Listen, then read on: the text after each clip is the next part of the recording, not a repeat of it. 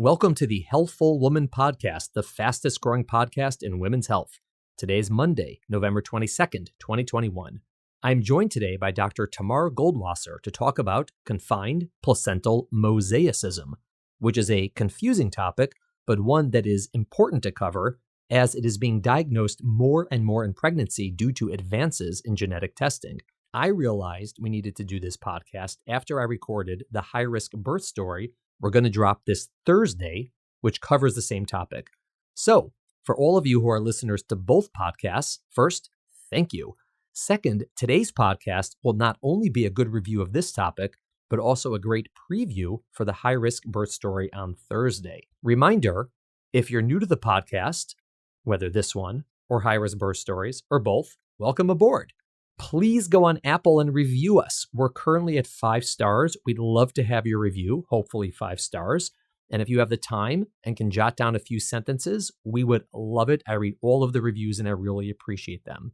Also, during our podcast this week, I'm going to be telling you about our sponsor, Organifi, with an I at the end, and how you can get 20% off all their products, and how at the end of this week and beginning of next week, you can get 25% off all their products. Okay.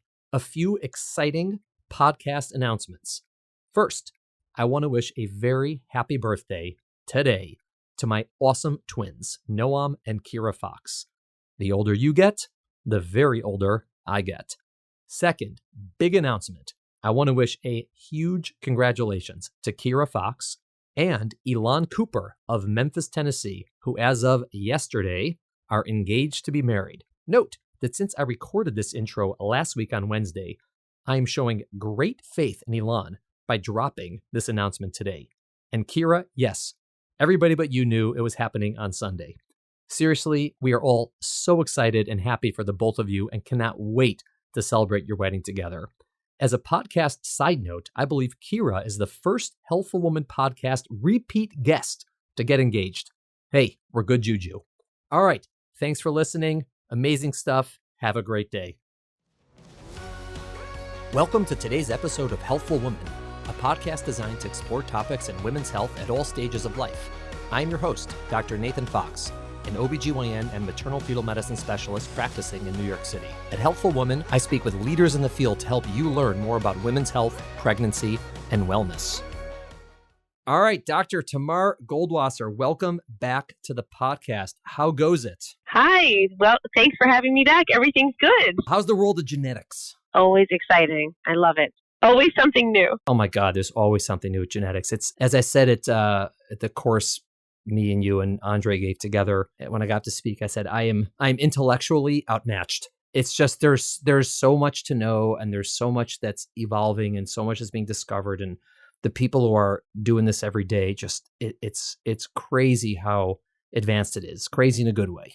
Yeah. I mean, I feel the same way. It's kind of like every day you learn something new. Every day we learn something new, which is why I think genetic testing can be more complex to interpret, and why it's good that we're doing this podcast. We're going to be talking today about, I'm going to call it a condition, although condition isn't really the right word. Maybe the situation. It's confined placental mosaicism. And, in our line of work, this does come up, for those of us who see pregnant patients, for those of us particularly who do CVS and screening and testing for genetic conditions, we do see this. And the reason it came up is because I was doing one of the high-risk birth story podcasts, which actually we're going to drop later this week. And it just became evident to me that, first of all, for our listeners of both podcasts, it'll be helpful to get this review before hearing that, to sort of understand her story and empathize a little bit more exactly what she was going through. But also, when I was talking to her, it became really apparent to me how little people know about this, even though it's been known for a long time. And it's not a new diagnosis. It's just being made more and more nowadays. Yeah, definitely. I think it's, a combination of the fact that many people are using cell-free DNA to screen for conditions like Down syndrome and other chromosome abnormalities. And that test is based on DNA that comes from the placenta. So I think that's where we're learning a lot more about it and seeing it a lot more. The way I explain it to people in the simplest form, and we'll get into how this can possibly happen, is Confined placental mosaicism is essentially when the DNA makeup of the placenta is not the same as the DNA makeup of the baby. So it is true that 99% of the time they're the same. And we'll explain why that is. But 99% of the time, the DNA of the baby and the DNA of the placenta are the same. Meaning if you do any sort of genetic test on the baby or the placenta, you'll get the same results. And confined placental mosaicism is a situation where that's not the case. And that's sort of what is going on, but it wreaks havoc when you're doing testing on the placenta in some form to learn about the baby. Right. Yeah, and I think the concept of mosaicism is also just interesting. If we picture a tile mosaic, it means that not all the cells or not all the tiles are the same. And so when we use the term mosaicism, we mean that for this organ, so in this case the placenta, not all the cells are the same. And they're not all the same because some might have a genetic imbalance and some might be balanced. So some might have a problem and some of the cells don't have a problem. And then we use the word confined, meaning this whole situation is confined to the placenta and the fetus is actually spared or healthy. That sort of makes it unique in two aspects, like you said. Number one, there is this concept of mosaicism, which itself means that not all the cells are the same. And then there's this sort of second layer that not only does that exist, but it doesn't exist uniformly. It only exists in the placenta, does not exist in the baby. So let's start, I guess, with that. Let's start with mosaicism in general.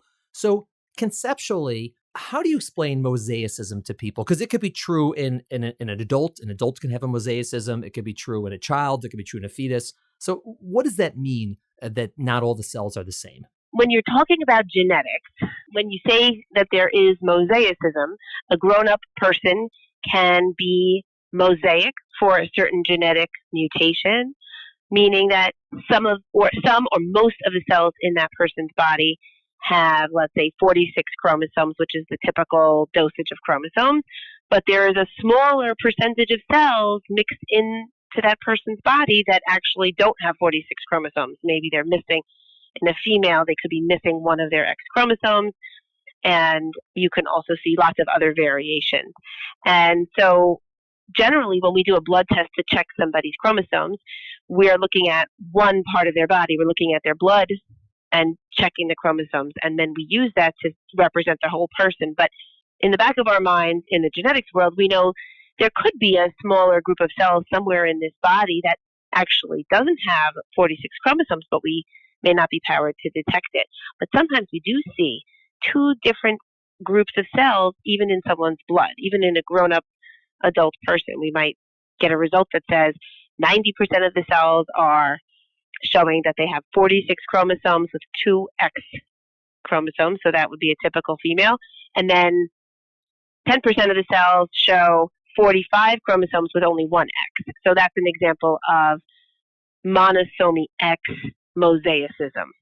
So you could be a mosaic for lots of different conditions. It just means that if you take the whole person's body and all the cells, they're not all exhibiting the same thing, or they don't all have the same genetic makeup. Right. And I'm not sure if everybody remembers from, high school biology or whatever it is, that one of the tenets of sort of genetics and DNA is that every cell in our body is the same, which is conceptually why, let's say if you're watching like CSI or something, they can take a hair sample and get someone's DNA, or they can take a saliva sample, or they could take a skin sample or a blood sample or anything, because any part of the body, the DNA should be the same across. And when people have mosaicism, that would not be the case. And based on just either by chance, which cell you happen to pick up, it's going to tell you one thing versus another. Or if you pick up a bunch of cells, you may get different results from them.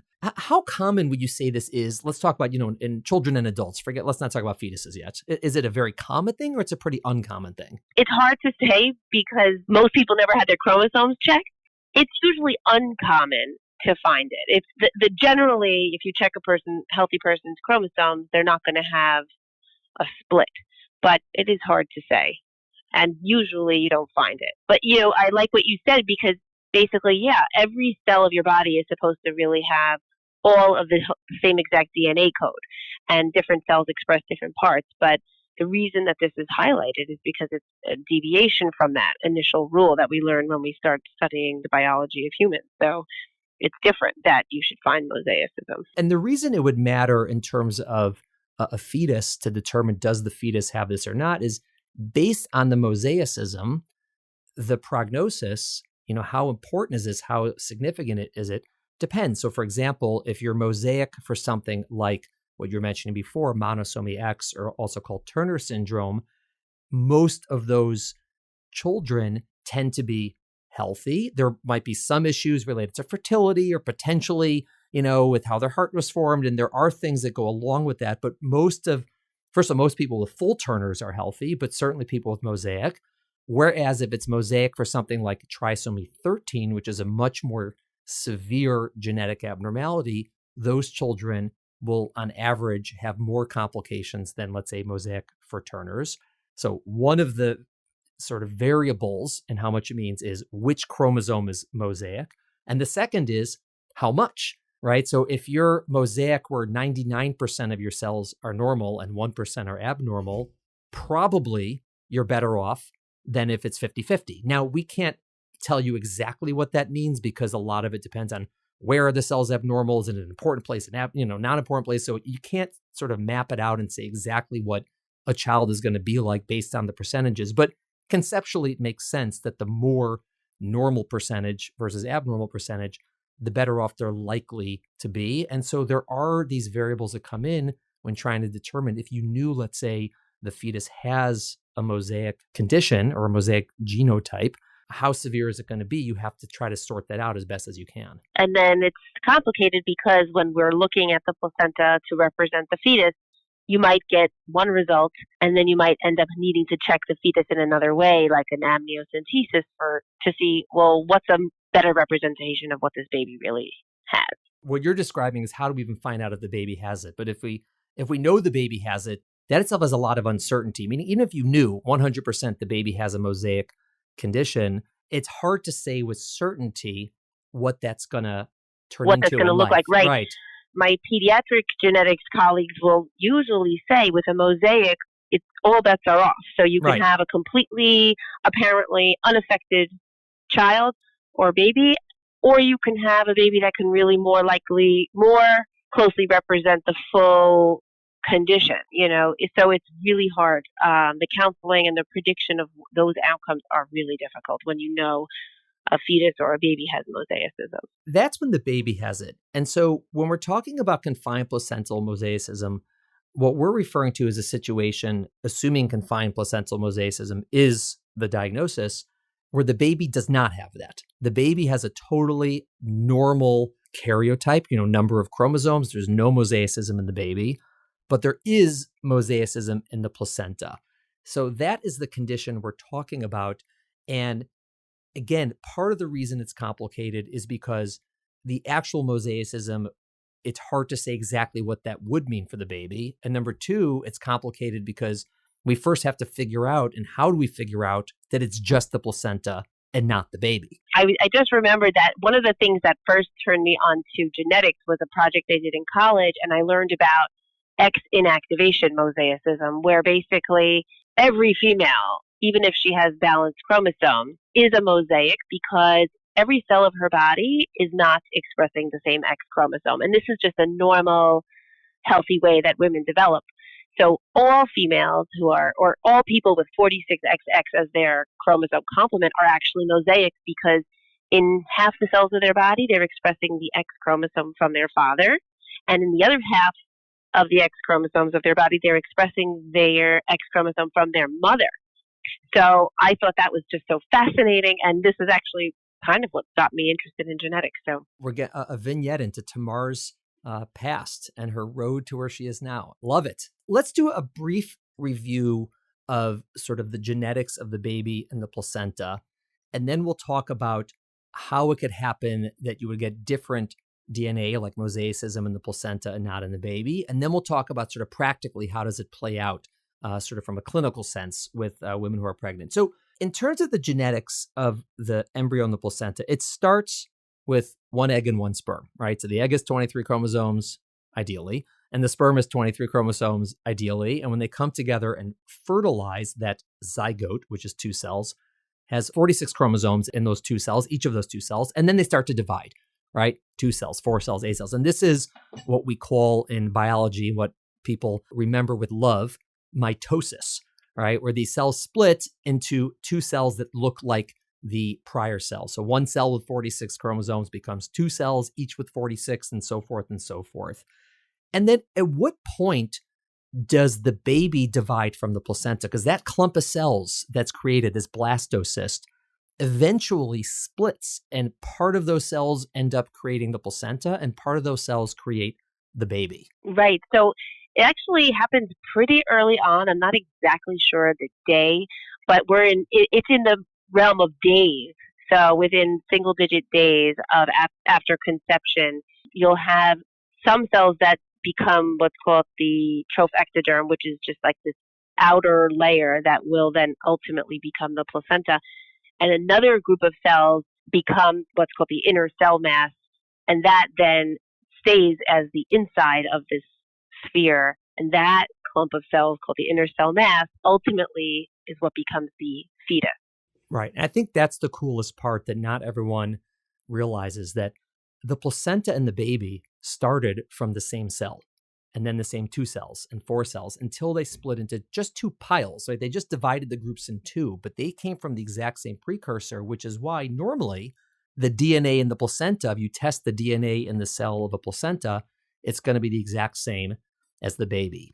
So knowing that, how is it possible that a placenta would end up with different DNA from the baby, with mosaicism that the baby does not have? What could happen? There's basically 2 ways it could happen. What are the 2 ways? Either you start off like you described, where you have the initial conception with 46 chromosomes balanced, and then somewhere along the road in those multiple cell divisions, a accident occurs where the chromosomes don't divide evenly, and where you start off with a parent cell with 46 chromosomes, then the 2 daughter cells, one may both be unbalanced. So one cell line might have an extra chromosome and the other daughter cell might be missing a chromosome. In the meantime, the rest of those cells that were actively dividing are still doing a good job and still making daughter cells with 46 chromosomes. And so now, somewhere along the line, a new cell line develops that's unbalanced. And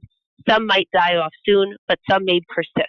And so now, amongst the whole group of cells that are actively dividing, you have a smaller group that is perpetuating this mistake or this imbalance. And so now you have a smaller group of cells within the whole that either have something like an extra chromosome, so it could be called a trisomy, or missing a chromosome, like a monosomy. Right. And so if that happened at the very beginning from conception, then everything's going to be abnormal. Usually the baby's going to be abnormal, placenta's going to be abnormal. If it happened after the split and it only happened in the baby, right, that's not so usual because they tend to miscarry. But if it happened and the cells that are abnormal are only on the placenta side of the split, then you'll see this abnormal cell line, like you said, in the placenta.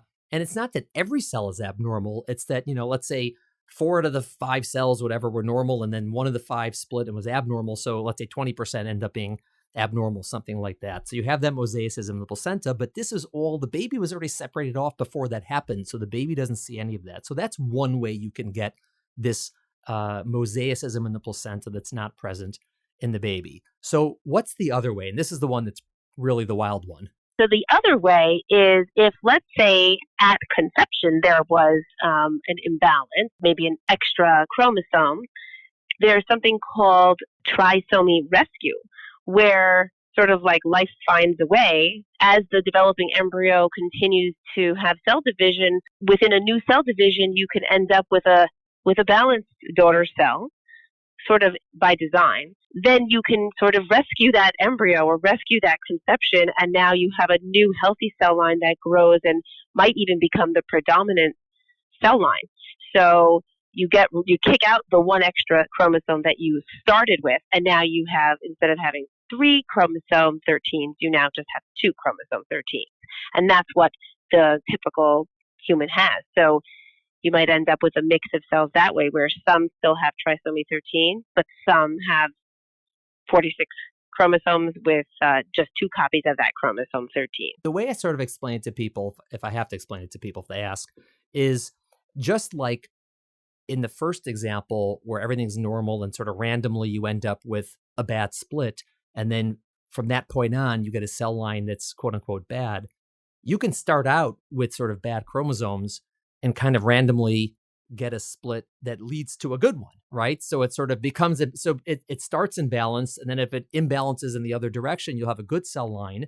And then it could either just randomly end up being good, or there's also this concept that cells with normal DNA are going to divide better and live longer than cells with abnormal DNA. So the good ones will sort of outlast the bad ones. And so if you have an abnormal clump of cells and then they divide into 2, you can have the placenta remain sort of abnormal, but then in the baby, if there's a rescue, all the good cells can win out. And so you can have a normal baby and abnormal placenta, but in this situation, everything started abnormal, whereas in the first situation, everything started normal. Now, in terms of like how it ends up, abnormal placenta, normal baby, it doesn't really matter which way it got there. But there are, and we'll talk about this at the end, some unique situations where it would matter which of the 2 ways it got there. But from the initial diagnosis, you wouldn't know and you usually wouldn't care, but then you would try to figure out, and we'll talk about why that nuance exists. So that's how it happens, right? And the way someone even finds out about this is you would have to do something that tests the DNA of the placenta. So if someone goes about a pregnancy and has no genetic screen that involves anything related to the placenta, they would never find this out, right? So if they just do, let's say, their genetic screen is an ultrasound at 12 weeks and the baby's going to look normal, and then they do an amniocentesis, let's say it's 16 weeks. So in that case, the cells from the amniocentesis come from the baby, they're skin cells. It's going to be normal, normal, normal. They'll never know this exists, ever. And that's really how things were done forever, right? That they either had no genetic screening, or the genetic screening they had involved just ultrasound, or potentially, if there was an invasive test, it was usually an amniocentesis. I think where this started to get discovered first was when we started doing CVS, chorionic villus sampling, which, as you know from our prior podcasts, is essentially a test like an amnio where we stick a needle inside the pregnancy, but we guide the needle into the placenta and test the DNA in the placenta, again, under the assumption it's going to be the same as the baby. And then about 1% to 2% of the time, you get this wacky mosaic result, and you have to decide, well, is this the baby or is this just the placenta? And so those of us who do CVS have known about this for a long time. Right. And then the newer thing, which you'll probably want to talk about, is the fact that we're screening with cell-free DNA. So now more people know about this. Right. So explain what that, so this is something we discussed in our prior podcast, this concept is cell-free fetal DNA, or non-invasive prenatal testing, NIPT, it's sometimes called that. But it's basically a blood test. It's newer, meaning in the past several years, which is looking for fetal DNA in the mother's blood. But as you said, where does that DNA actually come from? It doesn't come from the fetus. It comes from where? Right. It's coming from the placenta. It's so cool. The placenta is constantly shedding fragments of its own DNA into the mother's bloodstream. So there are these just little short pieces of the DNA from the placenta that are detectable with a blood test that you can perform on the mother. So again, it's sort of like using the placenta as the fill-in or the representer of the fetus. And so this is a really good tool to screen for Down syndrome or other chromosome abnormalities in the fetus without doing any invasive tests. Exactly. And so when it comes back normal, and all the DNA that's in the maternal circulation that came from the placenta is normal, it's very, very, very highly suggestive that the baby is going to have a normal, at least for the things that they're testing for, like Down syndrome, trisomy 18, trisomy 13. Not the exact same as doing a CVS. It's not quite as high. It's not 100% like a CVS might be, but it's in the high 90s. It's really, really very good. But one of the interesting things is, and this is something we know, if that blood test comes back abnormal, one of the reasons when we counsel women about that test, we don't tell them this means your baby's abnormal, is because we know that there's a lot of reasons this test can give you a false positive. And one of those reasons is your baby's normal, but your placenta's not. There's other reasons it could be falsely abnormal, But this is one of the big ones. And we have to tell people because of this, we really have to do further testing, and we don't make any decisions or any conclusions about abnormal babies with just this blood test. That would be a big mistake. Absolutely. Right. We're going to take a brief break to talk about our sponsor, Organifi. So Organifi makes a whole line of superfood blends, which are filled with vitamins, minerals, and micronutrients. Basically, they're a line of powders that you add to cold water, and it's going to give you a drink that's vegan, organic, gluten-free, delicious, and a great way to improve your overall nutrition. They're really user-friendly because you can get the powders in a large canister, keep it in your kitchen, or they come as individual packets that you can throw into your gym bag or into your work bag or whatever it is, and you can take them on the go. So if you're looking for a way to improve your nutrition, add some protein or an immunity boost or a green drink or even a probiotic, check them out. Organifi. That's Organifi with an I at the end. So all of our listeners get a 20% discount on Organifi products. You can either go to any of our websites and click on the link for Organifi and automatically get the discount, or if you go to their website, www.organifi, that's with an I at the end, .com/Fox, you can get the discount. Or if you go to their website and when you check out, use the promo code Fox, you're going to get the discount. Now, Will from Organifi emailed me that they're having a special Black Friday to Cyber Monday sale. So from November 26th until the 30th, all of our listeners are going to get 25% off everything and free shipping on orders over $100. Thanks a lot. Back to the podcast. What confuses people is that it is accepted that NIPT, which is non-invasive prenatal testing, or NIPS, non-invasive prenatal screening, it's all the same thing. It's a blood test on the mother looking at the circulating placental DNA. This is the test we're talking about right now.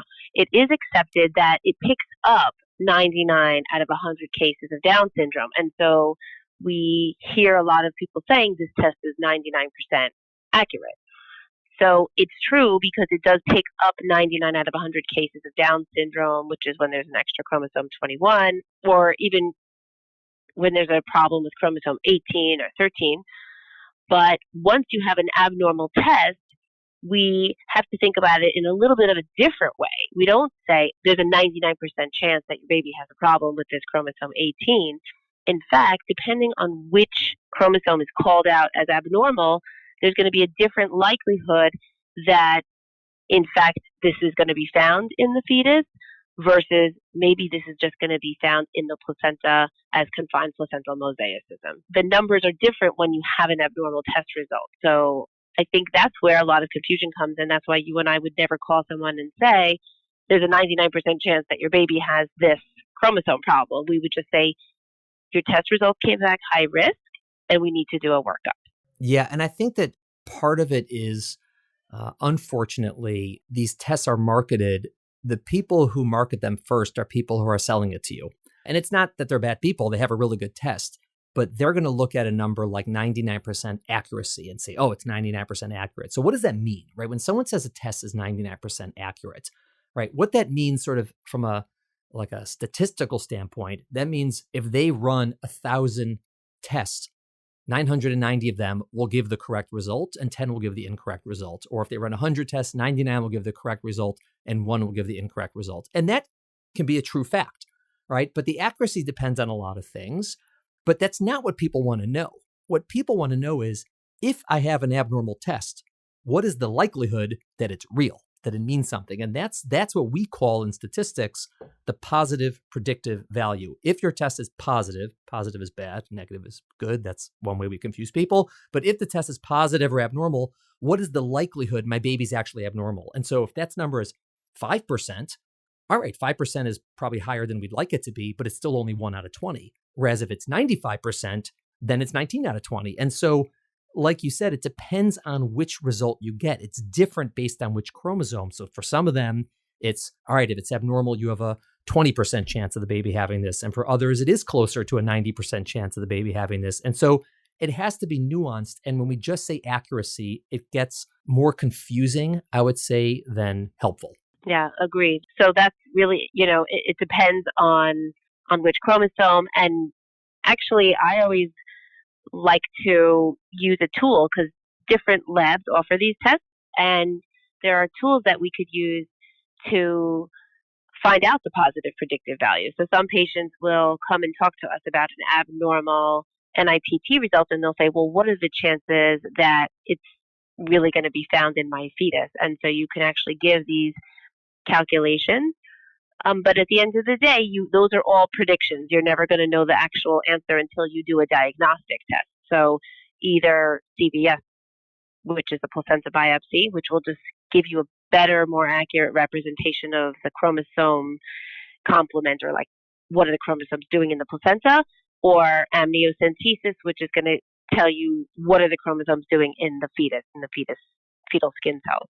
Right. So if someone goes through and the way they enter this sort of situation is through a blood test, sometimes the blood test itself, when you get the results, we're already suspicious that it's confined placental mosaicism because it comes back as, atypical and mosaic. And you sort of look at this, this kind of, the baby looks normal. That doesn't make a lot of sense. And sometimes we'll tell them, you know what, just skip the CVS because the likelihood is it's going to come back as mosaic. And then we're going to end up having to do an amnio anyways. So just skip it and we'll do the amnio. Or sometimes we'll say, all right, let's do the CVS. If it comes back totally normal, we know that the blood test was abnormal for another reason. Or if it comes back mosaic, fine. At least you know that, we're sort of heading down the right road if you don't mind having two procedures. I don't feel too strongly about those two options. Do you generally counsel people to just wait and do an amnio, or do you give them the option to do the CVS first? Again, if from the blood test you're suspicious, it might be this situation. So it depends. So if it's positive for, let's say, trisomy 21, which is an extra chromosome 21, we just know it's less likely to be just attributable to a mosaic cell line in the placenta. I might say that scenario where you need a CVS and then an amnio is going to be less likely, so I might offer that. Also, trisomy 21 or Down syndrome, oftentimes in the first trimester when we're dealing with these test results, they can have a normal ultrasound and look really good, and so we can't rely as heavily on our ultrasound. So I might say you really have the two options. You could do a CBS or you could do an amniocentesis with a chance that you might have you might find mosaicism and then need an amnio, but less likely with trisomy 21. But if I have a case where the NIPT showed a high risk for trisomy 13 or monosomy X, with trisomy 13 in particular, oftentimes we do see some significant abnormalities in the first trimester. And if we're looking at a beautiful ultrasound at the time, I already start to be a little suspicious that maybe the fetus is going to be okay. But also with trisomy 13, it is more common to find a mosaic cell line in the placenta with a normal baby. So in that case, I might explain, I have a higher level of suspicion that this is a placental issue. And if you have a normal ultrasound, you may just want to wait for your amniocentesis to do that procedure. Part of the discussion is also just about the safety of invasive testing, which I think is very important to explain to our patients because there is a fear of miscarriage. Obviously, people are here with concern because this was a desired pregnancy and people don't want to do anything that might risk the pregnancy. But once we explain that in experienced hands, the risk of a miscarriage after a CVS or amniocentesis is very low, maybe 1 in 500 to 1 in 1,000 risk, people feel more comfortable doing it. So it's nuanced, but if the scan looks beautiful and the NIPT shows trisomy 13, I will be encouraging. I will say, if you just wait and do an amniocentesis, we also have a chance at the amniocentesis appointment to look at the baby's anatomy. At that initial look, at 16 weeks, you can get a very good look at the brain, the spine, the heart, the full anatomy, kidneys, hands. And so you can look on the ultrasound for any signs of trisomy 13. You can get more reassurance there, do an amniocentesis, and likely to get a good result. Yeah, and I think that totally true with the blood test, but a lot of times people enter this diagnosis who didn't have the blood test. And they said, you know what, I'm just going to do a CVS test. I want to get as much testing as possible early in pregnancy. No need to do the blood test if I'm doing a CVS anyways. And they do a CVS and the results come back as mosaic and the baby looks normal. And so in that situation, we say, all right, the placenta DNA is mosaic. The baby looks normal. So we're left with really one of two options. Either in fact, the baby has a mosaicism. Again, and the significance of that is hard to predict. We do our best, but it's hard to predict accurately. Or it's just confined to the placenta and the baby's fine. And really the only way to know that for sure is to then do the second test, which is the amnio about a month later at 16 weeks, because you're not testing cells from the placenta anymore. You're testing cells that came directly from the baby. Now, if the baby's truly mosaic, almost always when you do the amnio, you get a bunch of cells there, right? Because you're taking fluid and there's many, many cells floating around in there. If it's mosaic truly, and the lab looks at a bunch of those cells, they'll see, again, some normal, some percentage normal, some percentage abnormal. Whereas if all of them are normal, it almost always means, in fact, the baby has no mosaicism, or you're just really, really unlucky enough that the baby's truly mosaic, but none of the abnormal cells got caught up in the fluid because maybe they're confined to an organ or maybe they just weren't there by chance. But it's always a possibility, and we tell people that. But basically, if the amnio is normal, particularly if the baby looks normal, they can, pretty high confidence rest assured the baby's not going to have mosaicism. And very reassuring. When that happens, we generally get people, it's kind of a roller coaster. And I think one of the important lessons is at the outset, like we're talking about, it's very important with counseling these test results to sort of be very precise about what they mean. And to just tell someone your test is abnormal, you need a CVS, you need an amnio, is a lot different from saying your test came back abnormal. It does not diagnose anything in the baby. It just means we need to do further investigation, further testing. If you want to know your odds of a normal CVS versus abnormal CVS, we can tell you those percentages, but ultimately we're going to do the test and find out. I think what ends up happening in the second situation is, assuming the testing comes out normal, people's anxiety is a lot lowered because they were never freaked out to the nth degree. But if you sort of drop a bomb on them and say, your baby is abnormal, you can never undo that. There's almost nothing you can do to undo that statement. I mean, they'll be thinking about it when the kid is 8, right? And doesn't do great on their first, spelling test. They'll be like, it was that damn test. I knew it. I know there's something in there, and they'll never forget it. I need to go back and do an amnio. Yeah, but it's true. People like there was something there. I remember that test. There's something wrong. And it's so important with these tests for those of us who offer them and do them to know how to counsel the results. And it's also important, I would say, for people listening who may be undergoing these tests to make sure you're getting good information about what it means. And if it's not clear, try to speak to either a genetic counselor or a geneticist, a maternal fetal medicine specialist, or an obstetrician who does a lot of this and understands it. And rather than just going online and saying abnormal, normal, you have to be very careful because the information you get, might not be right, it might just be wrong. And also, it may do serious psychological harm for a long time if you're told something that's not accurate. Yeah, I think we all hold that responsibility. It's even if you're told that it's just a high chance, I think sometimes you could walk away as a patient hearing that the baby has this condition. But I think we as practitioners have to be careful and say this is just a red flag and we have to work it up, because this test is not diagnostic. It's just a screening test. It's just a way for us to determine who should be referred for diagnostic testing. That was the first thing. The second thing is that for the vast majority of people, if they go through this process and they find out, in fact, there is confined placental mosaicism, whether they first had an abnormal blood test or they had a CVS and then they realize, okay, after all the tests and the amnio, baby's fine, genetics of the baby seem fine, genetics of the placenta seem a little screwy. And we're saying, all right, everything's good. But there are a couple of nuances, right? If we know someone has this condition, we do follow the pregnancies a little bit differently. And one of those things is related to genetics. And the other thing is related to how the placenta is going to function. With the placenta part, there is this concept, and it makes a lot of sense. If the placenta has some percentage of abnormal DNA, it may not be a healthy placenta. It may not work as well as it's supposed to. So in these pregnancies, there is an increased risk of things related to the placenta, like fetal growth restriction. Is the baby going to get enough nutrients through the placenta? Or maybe something called preeclampsia, where the placenta can sort of cause the mom's body to react in a way with high blood pressure. Or is the placenta going to separate early? Things of that. So we do follow these pregnancies a little bit closer, knowing that there's confined placental mosaicism, which is one of the reasons some people believe you should do that CVS and then the amnio, because you'd like to know if the placenta is abnormal, meaning there's some value in knowing that other than just the genetic part. So that's one nuance, that we do follow these pregnancies a little bit closer because the placenta itself might have a problem.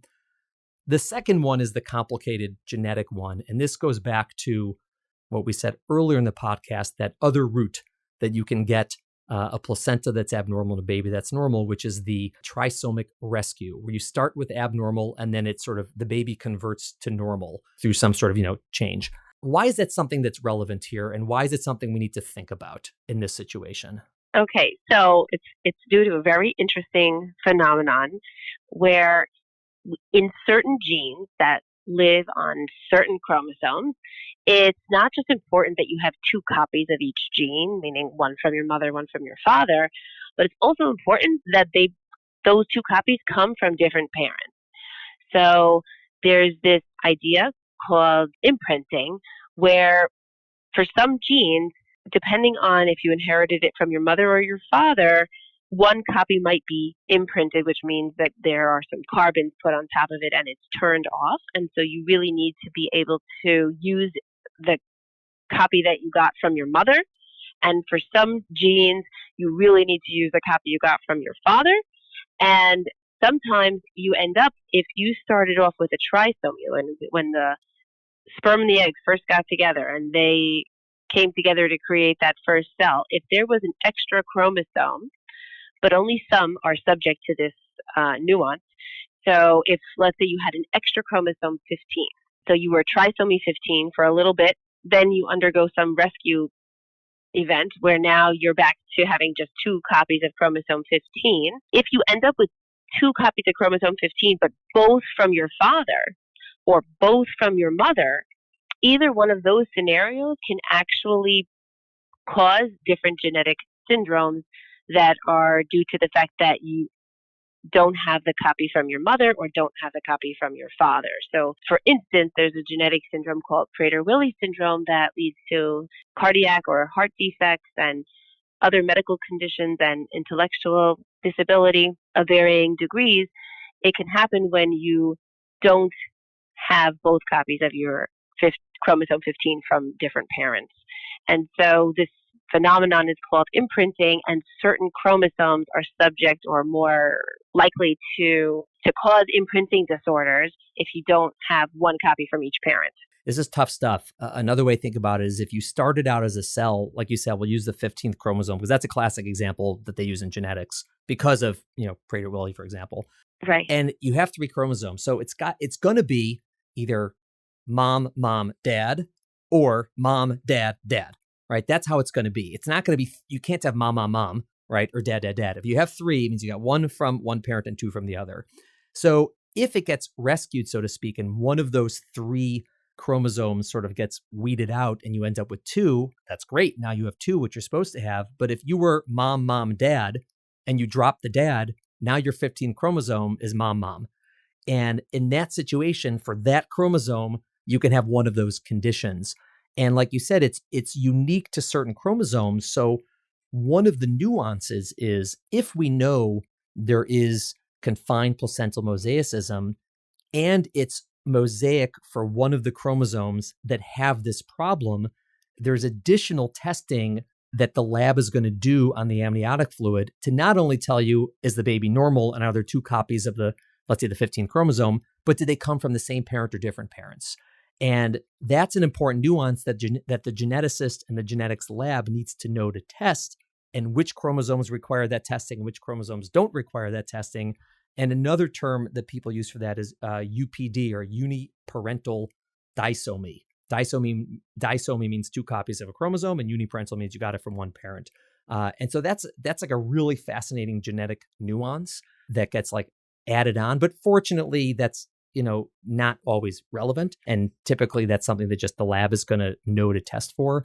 But it is, this just gets really fascinating because you can have a situation, you have 2 normal chromosomes. There's no mutation on the 15th chromosomes. They're both normal, but since they came from the same parent, it behaves as if someone had a mutation on the other's chromosome. If you have 2 mom 15s, the baby's going to be the exact same way as if they had a mom 15 and a mutated dad 15.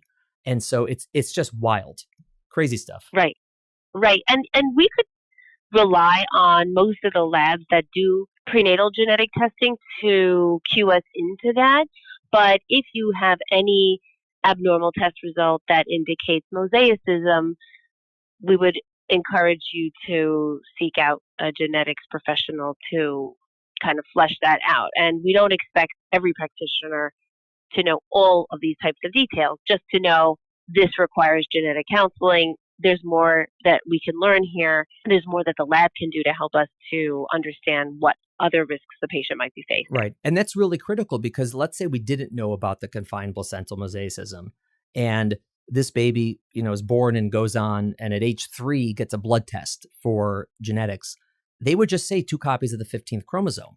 They wouldn't know to start testing for this, uniparental disomy in the 15th chromosome unless someone told them either the baby presents with this, Prader-Willi syndrome, or someone said, oh yeah, there was confined placental mosaicism. When we do the amnio, they sort of know that that's going on. So they're going to test for it, but it's not, it's not like because of a skill set of the lab. They just need to know that that's on the table, that that's a possibility to go into that testing. So for those of us who made it to the end of this podcast without their heads exploding from DNA and biology in high school and whatnot, just as like a simple review, I think the takeaway points is confined placental mosaicism is number 1, where the placenta has abnormal mosaic cell line and the baby does not. Number 2, this actually happens 1 to 2% of the time. And it normally was only known about when people had a CVS. But now that we're doing these blood tests to check the DNA in the mother's blood, which comes from the placenta, it's going to be picked up a lot more. And so, almost universally, anyone who has this blood test, we're probably going to find this. And so about 1 to 2% of people who are pregnant and having this blood test might be dealing with this. And because of that, it's important people know about it to sort of help put into context, quote unquote, abnormal results on that blood test, that this is one of the reasons it might not be reflecting the baby. And once you go through this sort of like roller coaster of testing and you get to the end of the line, you'll fortunately find out your baby's okay. They'll do the extra genetic testing to make sure your baby's okay. And then we just have to watch the placenta, the pregnancy because of this placenta to make sure everything works out all right. And usually everything works out all right. Is that a good summary for you, my genetics friend?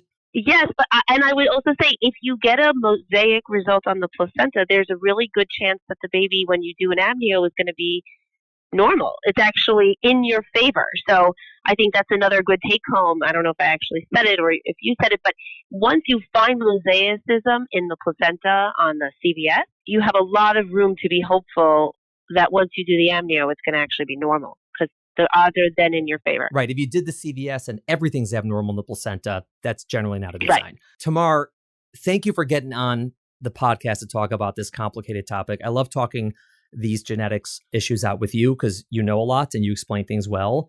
And it's just really cool to be able to work in this world, I would say, and to continue to feel like I don't know what I'm talking about all the time. But at least with people who can help me feel like I know more by teaching me. Yeah. Well, it was a pleasure. I love talking about genetics. I think it's so interesting, and I love that you think it's interesting too. So thank you, and I hope it's helpful. Thank you for listening to the Healthful Woman podcast. To learn more about our podcast, please visit our website at www.healthfulwoman.com. That's HEALTHFULWOMAN.com. If you have any questions about this podcast or any other topic you would like us to address, please feel free to email us at hw@healthfulwoman.com. Have a great day. The information discussed in Healthful Woman is intended for educational uses only and does not replace medical care from your physician. Healthful Woman is meant to expand your knowledge of women's health and does not replace ongoing care from your regular physician or gynecologist. We encourage you to speak with your doctor about specific diagnoses and treatment options for an effective treatment plan. Paid sponsors of the podcast are not involved in the creation of the podcast or any of the content. Support for our sponsors should not be interpreted as medical advice from the podcast, the host, or the guests.